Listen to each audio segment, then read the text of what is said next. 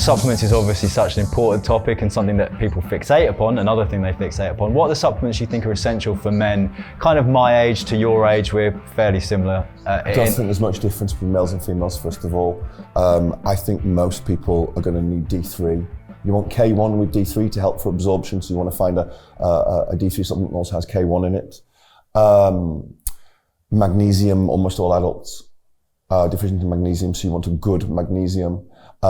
I do prefer magnesium bisglycinate. There's lots of magnesium salts that do kind of different things, L-threonate or orotate, those kind of things.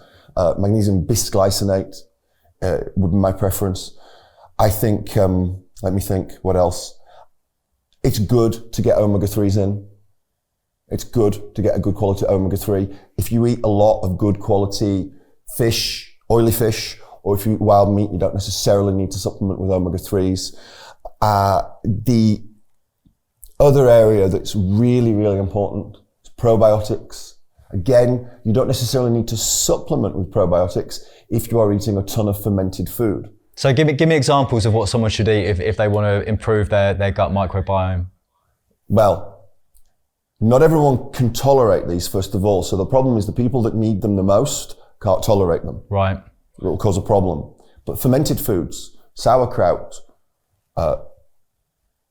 kefir, pickling things, anything like that, okay, is very, very good for you.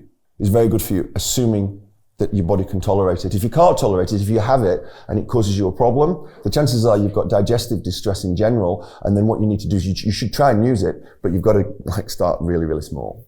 And do you feel like for a lot of people, it seems like gut health is such a fast growing area of interest in the health and fitness community as well? Do you think this is one of the next big frontiers of health and fitness? Like so many people, so many things are linked to gut health, from Parkinson's disease to Alzheimer's. Well, it's already, I mean, it's not the next, it is the frontier. It is the frontier. If you want a little bit of unusual advice or an unusual way to look at it, we're made up, our gut alone is made up of, I think it's billions and billions, but it might be trillions of bacteria. I think probably it's trillions of bacteria. If you end up with a gut dysbiosis, in other words, you don't have the right beneficial bacterial balance to the kind of the bad bacterial balance, you've got a problem. The best way that appears, the best way that it looks like to treat this is not with supplements, it's not with pills that you buy from the health food store. They can help. Sometimes they're hard to get absorbed. The best medical intervention here is something called FMT, fecal matter transplants. And that's a pretty gross thing. It can be delivered now, actually in a pill, which is pretty horrible because basically you'd be swallowing fecal matter, or they can basically use a pediatric catheter and shove it up your bum.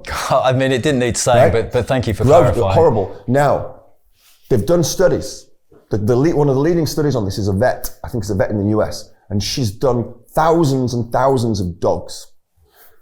For example, this is how important it is. This is amazing to think.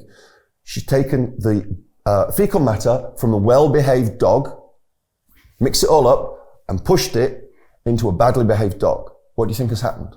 I'm going to guess that the behaviour of the poorly behaved dog improved significantly. Yeah. Amazing. So that is the frontier, but in the US, can't do it. You know why? Pharmaceutical companies can't make any money out of it. Okay. So it's limited. It's limited to, it works for C. difficile. C. difficile is a bacterial infection that can kill you, right? Can kill you with basically uncontrolled diarrhea. It's allowed in the US for C. difficile if you've had 3 courses of antibiotics and they've not worked. So in other words, you're at death's door, we're going to let you do it, but for anything else, you don't let you do it. Right. Right? Money.